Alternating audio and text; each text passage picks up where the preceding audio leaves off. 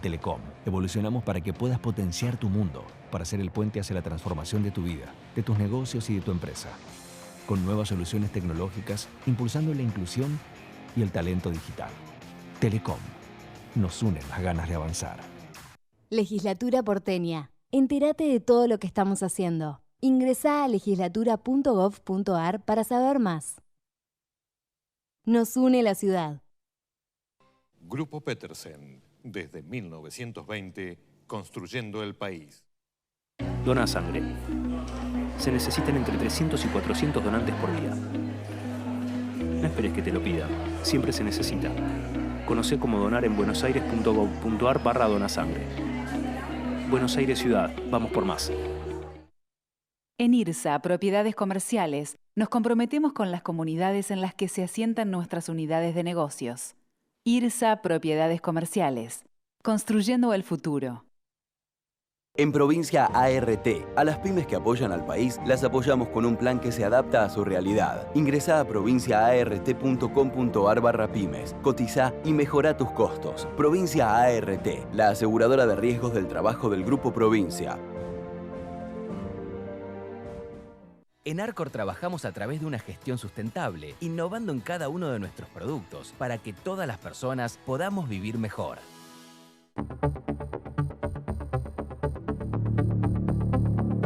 Hola, bienvenidos a otro programa del Economista TV. En el programa de hoy voy a conversar con el analista político Enrique Zuleta Puseiro. Bueno, Enrique, todos los analistas de opinión pública, todos tus colegas vienen señalando un declive en la imagen presidencial que se mantiene en niveles elevados, pero que en los últimos meses ha evidenciado un retroceso. Bueno, yo creo que allí hay que mirar una vez más qué entendemos por imagen. Nosotros siempre, a lo largo de los años, en este programa y en muchas circunstancias, preferimos indicar 3 indicadores distintos que son convergentes. Algunos colegas le llaman eso imagen. El primer indicador se llama apoyos, political support, le dicen norteamericanos. Puede haber apoyos políticos a gente que tiene muy mala imagen. Y puede haber gente con excelente imagen que no tenga apoyos políticos. Eso es hoy el apoyo político aproximadamente un 43%. Hay otro indicador que es complementario, que es la intención de voto. Eso supone un escenario electoral real o ficticio. Supongamos que mañana... Si las elecciones fueran este fin de semana. Exactamente. Ese es otro indicador. Allí Milei puede llegar a sumar en el supuesto que conservar la alianza electoral que lo llevó al balotaje, podríamos pensar en un 50%. El otro indicador, que también es muy importante, porque es el indicador más dinámico, tiene que ver con la evaluación de desempeño. Y ahí uno puede mirar la evaluación del desempeño presidencial, o el desempeño económico, o social, o la relación con el Congreso, o el aporte a la construcción de una división de poderes. Hay muchos factores. En ese sentido, yo diría que Milei conserva en lo básico la intención de voto, supuesto un escenario en el cual hubiera una polarización. Como no va a haber una polarización, porque hay una elección intermedia que tiene 24 escenarios distintos, ¿no es cierto? Se puede avanzar en ese análisis computando el electorado de la provincia de Buenos Aires, la zona centro, el papel del PRO, si va a la alianza o no. Es un escenario difuso, pero muy, diría yo, condicionado por la reforma electoral. ¿Vamos a volver a utilizar las PASO, sí o no? Eso no sabe. Segundo, ha habido una ley de boleta única de papel. Eso va a forzar muchas provincias que tenían unificadas sus elecciones a separarlas. Por ejemplo, Buenos Aires. Es muy difícil que un gobernador acepte ser arrastrado por una boleta nacional que tiene en la cabeza los candidatos nacionales de un candidato con el cual la mayor parte de los gobernadores no tienen compromisos estables. Yo creo que hoy por hoy, digamos, ese 43% está muy vinculado inicial de los apoyos. Está vinculado a el 30% de gente que acompaña a Milei pase lo que pase, que está básicamente en el interior del país, sigue estando en los grandes conurbanos del interior, y más un porcentaje que llegó a ser en las PASO del 20%, que en este momento está fuertemente erosionado. ¿Por qué? porque se ha dividido el PRO, porque el radicalismo está dividido y porque los componentes que lo constituyeron en las partes centrales del voto del balotaje, que el caso de Carrió es el más importante, esa gente no solo no está acompañando a Milei, sino que está buscando escenarios de reubicación. Entonces allí tenemos un sector que fue un 20% y probablemente estoy en la mitad. Vayamos un minuto a una de las características que vos señalabas, Enrique, que era la evaluación del desempeño. Sí. ¿En ese terreno la economía sigue siendo el tema central o están jugando otros factores también? Es el punto más fuerte, pero allí hay 3 tercios. Hay gente que está muy de acuerdo, hay gente que está muy en contra, y hay en el medio un sector que va oscilando, que está atónito en este momento frente a ciertos indicadores que ve con ambigüedad. El más importante es el empleo, la dificultad del empleo para engranar, muchísima dificultad sobre todo en electorados de clase media que tienen empleo pero que no pueden soportar el impacto de la inflación. Yo diría que allí hay 3 tercios. No hay mitad y mitad como hubo prácticamente hasta el mes de junio. Ha comenzado a haber sectores críticos.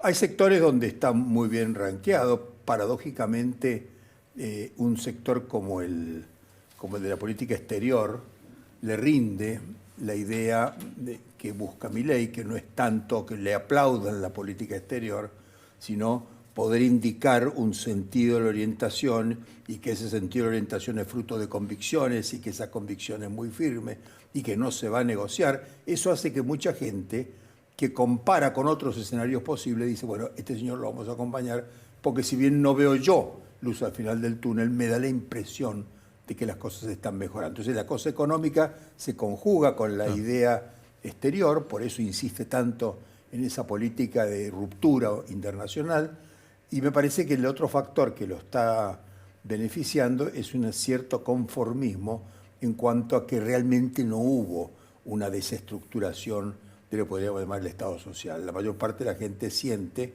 que no eran empleados públicos, no van a ser empleados públicos, no sueñan con ser empleados públicos, pero tampoco ve que exista una situación así atroz en el empleo público, un desarme del Estado, una desaparición del sistema de salud o un default del sistema educativo. Ocurre en las universidades, un debate que Milei ha tenido la capacidad de hacer que el debate universitario gire en torno a los sueldos de la universidad. Es casi una paritaria.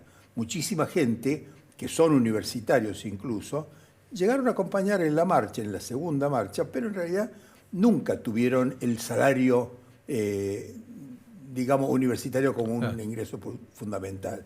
Un profesor adjunto puede estar cobrando 300.000 pesos, 400.000 pesos, pero da una clase o 2 clases o 1 hora y media por semana. Es decir, la paritaria tiene ventajas para los sectores que están adentro de la universidad, que son muy pocos de tiempo completo, para la burocracia administrativa que Milei ha tenido el acierto de vincularla a la política, particularmente en las grandes universidades. Entonces a mí me da la impresión que tampoco es una cuestión que pueda tener el efecto que tuvo, por ejemplo, en Chile, donde la protesta universitaria llevó al poder ni más ni menos que a 2 dirigentes como Boric y Camila Vallejo. Ahora, ¿no lo utilizó también el gobierno de Milei para dividir aguas con este tema, del financiamiento educativo de la universidad? Es decir, la idea de que esto es fruto de las convicciones. Podrán discutirme las convicciones, pero nadie puede debatir que soy un hombre de convicciones. Que voy a ir al fondo en eliminar la inflación. Y que creo, en esta hipótesis usted tendrá dudas, otro tendrá dudas, yo no creo que este es un camino, acompáñenme, síganme, no los voy a defraudar. Lo conocemos al tema. Lo conocemos, Ale. Sí. Te pregunto esto porque antes de que se anuncie el veto a la ley de financiamiento universitario, hubo un comunicado de la oficina de la presidencia donde en alguna medida diseñaba un sistema político con el cual está soñando en alguna medida Milei, diciendo, bueno, describiendo quiénes estaban del lado del populismo, de los malos, que vendría a ser Cristina Kirchner, Sergio Massa, Martín Lustó, y del otro lado, bueno, quienes estaban en una posición acompañando, digamos, esta idea posterior del veto. ¿Esto significa que vos pensás que Milei está pensando, diseñando un sistema político de esa naturaleza? No, creo que lo necesita señalarlo porque en la relación compleja con el PRO le permite gobernar. Esos 32 diputados le permitió anudar 2 vetos seguidos. Insistencia derrotada. Entonces me parece que para eso dice, bueno, mi opción es una nueva fuerza política. Pero no hay ningún dato en la práctica política y en el modo como va ejecutando esto que indique que Milei va a anteponer esa formación de una gran fuerza política a cualquier otra consideración. Hay pragmatismo, no hay dificultades de diálogo con muchos gobernadores que parecerían imposibles, como es el caso de los gobernadores del NOA y del NEA sobre todo. O sea, a mí me parece que Milei, sin hacer una especie de gala de un pragmatismo canalla, como suele haber en los partidos políticos, me parece, sin embargo, hace una especie de realismo político que va funcionando y que le permite a un sector importante de la opinión que tiene a la política como una actividad muy desprestigiada, a tener cierto respeto. Bueno, está haciendo política, pero no hace política del modo de los demás. Sigue siendo, vamos a decir, un líder de ruptura, una alternativa contra el sistema, pero no tanto.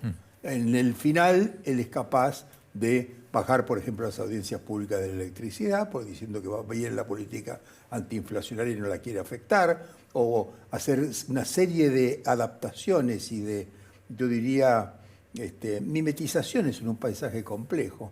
Eso se ve muy bien en la educación primaria, en la relación de la política educativa, no en la universidad, sino en el plan de alfabetización. Allí los consejos federales de educación se hacen todos los meses, funcionan. Lo mismo está ocurriendo con algunos consejos que no se habían hecho y se han comenzado a hacer. Se hizo la semana pasada, por ejemplo, el de seguridad. Se hacen una serie de actividades que se hacen en las provincias y que no se hacían. Era rarísimo que hubiera consejos federales. Claro, ahora en este esquema que estamos hablando recién, ¿vos ves a futuro en Argentina un lugar para el centro? Porque daría sensación que, bueno, están algunos sectores claramente definidos, digamos básicamente el peronismo, el kirchnerismo en esa variante, y del otro lado la alianza cada vez más consolidada entre la Libertad de Avanza y el PRO. ¿Vos ves que hay un espacio en el medio? Porque en principio, en teoría existe, hay legisladores que abrevan en esa ubicación, pero daría la sensación que no tiene una presencia electoral social relevante. Bueno, pero el centro es una competencia sobre el centro, no es una competencia para separarse. Es decir, es una disputa por el centro. Me parece que el centro es una agenda que abarca a toda la gente que votó a Libertad Avanza, que votó al PRO, que vota al radicalismo y que votó incluso en porcentaje muy importante a Sergio Massa. Hay un centro de 76% que está allí, que no va a ir unido porque la política va a tratar de polarizarlo, pero la polarización, como tiene una base básicamente provincial, y si se agrega el sistema electoral, es probable que haya provincias, las más importantes, que tengan elecciones provinciales, municipales y nacionales. A mí me parece que está garantizado por el momento que la elección no se va a polarizar. Hay algunos actores que juegan a fondo la polarización, sin lugar a duda. El gobierno necesita enfrente a Cristina Fernández de Kirchner. La va a tener imputada, probablemente condenada, y la va a tener presidiendo un partido. Y si preside ese partido, ¿cuál es el futuro de un sistema político en el cual el presidente del partido de oposición o la presidenta está presa o está imputada y está defendiéndose en la corte de ir presa? Me parece que eso es insostenible. Por eso busca Cristina Fernández de Kirchner ese espacio, que no creo que sea un espacio fácil de sostener, fácil de lograr. Además, porque el peronismo está dividido, hay 5 peronismos claramente diferenciados. Muchos de ellos van a jugar a fondo para que no domine Cristina el partido, pero jugar a fondo, si están las PASO, siempre será Ahora, posible. este escenario de polarización, como vos señalás, Enrique, es difícil de ejecutar o de concebir el año que viene porque tenemos elecciones legislativas, son 24 elecciones diferentes con gobernadores claro. todos bastante bien fondeados. Y con un hecho novedoso, como decías vos recién, que sería que por primera vez la provincia de Buenos Aires va a elegir sus autoridades en fecha distinta a las nacionales. Eso no había ocurrido nunca y esa es la mitad de la elección prácticamente. A mí me parece que hoy no hay ningún gobernador que tenga, salvo el caso de Quintela, en parte Infran y algún otro, muy pocos, 3 o 4, el resto tiene más del 50% de valoración positiva. Tienen frente a otro 50% en algunos casos, muy polarizados, pero en general es 50, 30 y 20. Los gobernadores están bastante bien, ningún gobernador está en situación, digamos, con su provincia en default. Quintela sí, por eso juega esa carta de ser candidato. Quintela tiene hoy ya una ejecución importante de bonos norteamericanos en Estados Unidos, emite su moneda, los chachos. Está en default general, es el gobernador más débil, la provincia anda realmente mal, me parece que es la única, el resto están todos funcionando, hasta provincias que podríamos considerar prácticamente muy complicadas, como es el caso de Santa Cruz sin los Kirchner, está en este momento en un momento extraordinario, yo diría. Ahora, ¿cómo se compatibiliza esto con, daría la sensación, un menor peso de los gobernadores en definir la agenda nacional? En alguna medida los legisladores han tomado un rol más preponderante en las negociaciones para ir avanzando con la legislación. Es un dato central, es decir, el Congreso realmente ya venía hace tiempo teniendo importancia, pero ha cobrado después de la discusión de la ley base, ha cobrado un protagonismo muy grande, se ha ratificado muchísimos títulos que tenían ya los diputados y los senadores, y me parece que los gobernadores están obligados a alternar con la importancia y el prestigio que tiene la Cámara de Diputados. No un prestigio social, porque sigue siendo un grupo que desde el punto de vista de las encuestas de confianza muy rechazado. Pero la verdad de las cosas es que los gobernadores no tienen muchas formas de operar como no sea a través de sus diputados y sus senadores. Esas ligas de gobernadores que fueron tan fuertes en la época de Massa y que lograron imponer una candidatura e incluso que esa candidatura le ganara en la primera vuelta a Milei o a Bullrich, a mí me parece que eso ya no se repite. Los legisladores han recuperado capacidad de interlocución con el poder central, por supuesto, los legisladores. Sí.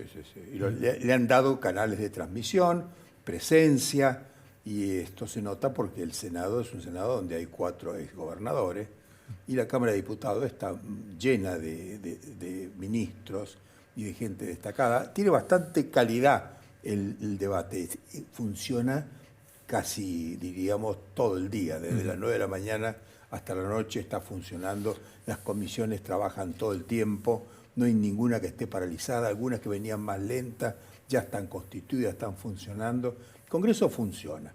Otra cosa es que el resultado sea un resultado notable, porque evidentemente estamos ante un gobierno que está decidido a gobernar sin el Congreso. Claro, es el otro tema. Pasan a ser muy, muy importante la definición de los legisladores porque hay un esquema donde se gobierna en parte por decreto y si no está el rechazo de 2 cámaras, el decreto sigue vigente.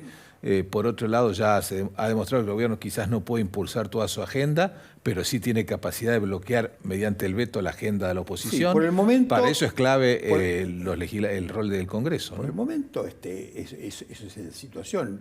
Siempre dijimos que la sociedad argentina estaba empatada desde el punto de vista de las ideas y de los modelos de desarrollo, y también estaba empatada institucionalmente. Está empatada, pero hay factores que permiten desempatar. El caso de Milei, que no duda en colocarse en el veto y que el veto lo saca raspando. Sin los 32 diputados del PRO difícilmente hubiera prosperado algún veto.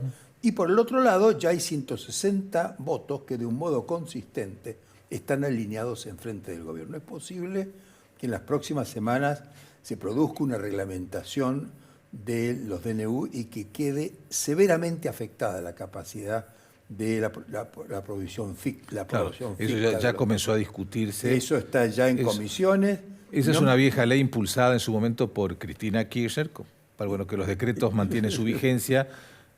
con lo tienen que rechazar las dos cámaras. Pero hoy hay un grupo enfrente que tiene quórum propio y que puede perfectamente modificar ese sistema y acotar la capacidad de gobernar por vía de DNU, para no hablar de la posibilidad que la tiene también de cuestionar el ejercicio del artículo 1 de la Ley de Bases, las facultades extraordinarias para gobernar por decreto en el área económica. Podría restárselo perfectamente, nada lo impediría. O sea que Milei va a tener que emplear todo su realismo político, que suponíamos que no lo tenía, pero al final ha logrado descubrir la clave de ese realismo. No va a poder hacer un ejercicio omnímodo de ninguna facultad, pero enfrente tampoco podrá, con una opinión pública reactiva a cualquier posición destituyente, tampoco podrá la oposición sacar un jugo de esa situación que ha alcanzado. ¿A qué le atribuís, Enrique, esta intención de reagrupar, reafirmar la organización de los partidos políticos que hemos visto en los últimos tiempos? Es decir, bueno, Cristina intentando, mejor dicho, presidir el PJ, una estructura a la cual nunca le tuvo mucho aprecio. Milei festejando la creación del Partido de la Libertad Avanza, el acto que hizo en Parque Lezama, festejando que tuvo un partido. Schiaretti tratando de armar su fuerza nacional. Mauricio Macri decidido a asumir formalmente la conducción del PRO. Y bueno, tal vez porque se ha aprendido en la práctica, ¿no es cierto?, que una cosa es ganar elecciones y otra gobernar. Eso juega en parte. Alfonsín decía que es fácil ganar elecciones sin partidos políticos. En aquel momento no lo era tanto en aquel momento, pero que es imposible gobernar sin fuerza política estable. Tal vez no sean los partidos, son las coaliciones, pero a mí me parece que de alguna manera la experiencia última de las PASOs ha convencido que hay un límite para la fragmentación de la fuerza política. Y ese límite lo ha visto tanto el gobierno como la oposición. Es posible que encontremos un camino que no sea el de los partidos políticos tradicionales, que en cualquier lugar del mundo están difuminados, pero sí que avancemos en coaliciones más estables, con reglas más previsibles, sobre todo que acoten el aventurerismo político, que creció muchísimo en el radicalismo, en el peronismo y en la Libertad Avanza, ni que hablar, está hecho a pedazos. Esa primera lista de, vamos a decir, diputados y de senadores, bueno, no queda casi nada.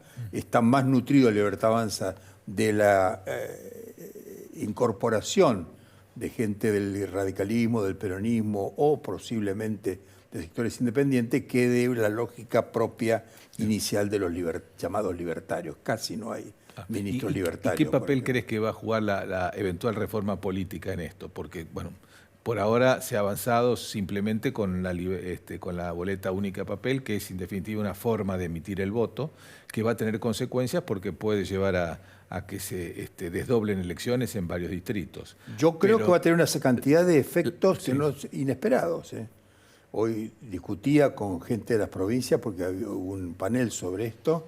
Muchas provincias no han analizado a fondo la lógica de la boleta única. En Córdoba funcionó y favoreció a algunos y no a otros, y en Mendoza produjo una cantidad de voto en blanco enorme para los partidos provinciales. Me parece que son esas reformas que se vienen propugnando desde las ONG y que no han tenido una especie de evaluación de impacto ex ante. Creo que eso, sumado a la posible ficha limpia, que también tiene idéntica fuerza en el Congreso hoy a la que tuvo la boleta única. Ficha limpia sería muy complicado, porque realmente en este estado de la justicia cualquiera tiene dos sentencias, que no serán la sentencia definitiva que excluye al candidato, pero que se parecerá muchísimo a alguien que tiene prohibido participar. Me parece que eso que en Brasil terminó tan catastróficamente, aquí puede producir un efecto prematuro, muy disolvente, muy complicado, dándole ventaja a ciertos sectores sobre otros. Son reformas no estudiadas, que vienen del mundo de las ONG, tienen mucha fuerza, vamos a decir, de la antipolítica, y también, por supuesto, generan espectáculo político, y me parece que eso es complicado para un sistema que está buscando estabilizarse. El sistema político argentino ¿no es cierto?, funciona mal, no educa, no cura, no protege, no logra casi ningún objetivo, pero funciona. No ocurre lo mismo con el resto de los países de América Latina. Los resultados se reconocen de las elecciones, se puede ganar una elección sin tener un solo gobernador, ni casi tener. Pero fue el debate Congreso. sobre la boleta de papel, la boleta única, fue impresionante. Todos los escenarios que se discutieron días y días eran de fraudes electorales que jamás han existido. Por ejemplo, se discutió días enteros el voto cadena. No existe el voto cadena. No hay casi experiencia de voto cadena. Hay quien lo alude el día de la elección, que ha habido, que se llevaban sobre, que desaparecieron. Eso nunca cuajó ni siquiera en una sola causa. Hay un mito total generado de una serie de ONGs y de gente que está fuera de la política, de la antipolítica, sobre todo de la derecha. Me parece que la verdad que eran días enteros donde escuchabas anécdotas de fraude electoral que no existían. Para terminar, Enrique, ¿crees que las PASO se van a mantener tal cual las conocimos o va a haber algún cambio? Tal como van, no creo que las puedan modificar. No veo. Yo veo a todo el mundo trabajando, anticipando el escenario de la conducción interna, ver Libertad Avanza, ver el radicalismo y ver sobre todo el caso del peronismo, en el cual se están anticipando las elecciones internas, precisamente ante la posibilidad de que las PASO saquen de horma todo lo que había. Hay muchísima gente que quiere hacer política, que no duda en abrir una aventura personal sobre la base de las PASO. Las PASO suponen un financiamiento de la política de características absolutamente extraordinarias. Yo diría casi extravagantes. La cantidad de dinero que necesita el sistema de las PASO para funcionar, yo dudo que esté el gobierno y la oposición en condiciones de volver a repetir. Muy bien, Enrique Zuleta, muchas gracias. Bueno, por este programa. muchas gracias. Nosotros nos despedimos hasta el próximo programa.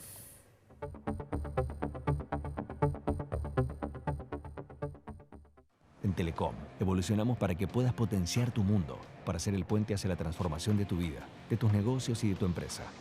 Con nuevas soluciones tecnológicas, impulsando la inclusión y el talento digital. Telecom, nos unen las ganas de avanzar. Legislatura porteña. Entérate de todo lo que estamos haciendo. Ingresá a legislatura.gov.ar para saber más. Nos une la ciudad. Grupo Petersen, desde 1920, construyendo el país. Dona sangre. Se necesitan entre 300 y 400 donantes por día. No esperes que te lo pidan. Siempre se necesita. Conocé cómo donar en buenosaires.gov.ar/donasangre. Buenos Aires Ciudad. Vamos por más.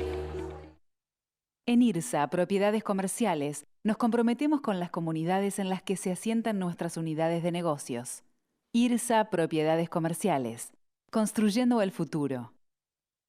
En Provincia ART, a las pymes que apoyan al país, las apoyamos con un plan que se adapta a su realidad. Ingresá a provinciaart.com.ar/pymes, cotizá y mejorá tus costos. Provincia ART, la aseguradora de riesgos del trabajo del Grupo Provincia. En Arcor trabajamos a través de una gestión sustentable, innovando en cada uno de nuestros productos para que todas las personas podamos vivir mejor.